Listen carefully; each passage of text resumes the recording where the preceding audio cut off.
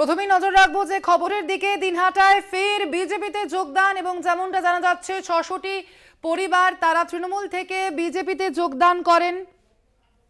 যেমনটা জানা গেছে কেন্দ্রীয় স্বরাষ্ট্র প্রতিমন্ত্রী নিশীথ প্রামাণিকের হাত ধরে এই যোগদান। দিনহাটায় ফের বিজেপিতে যোগদান ৬০০টি পরিবার তারা তৃণমূল কংগ্রেস ছেড়ে বিজেপিতে যোগদান করেন। দিনহাটার ভেটাগুড়িতে যোগদান কর্মসূচি অনুষ্ঠিত হয়।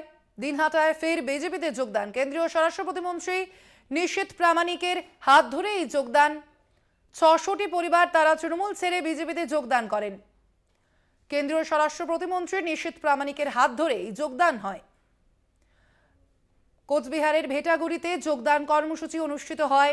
দিনহাটায় ফের বিজেপিতে যোগদান এবং যেমনটা জানা যাচ্ছে ৬০০টি পরিবার তারা তৃণমূল কংগ্রেস ছেড়ে বিজেপিতে যোগদান করেন। সামনেই লোকসভা নির্বাচন, তার আগেই যোগদান যথেষ্ট তাৎপর্যপূর্ণ বলেই মনে করছে রাজনৈতিক মহল।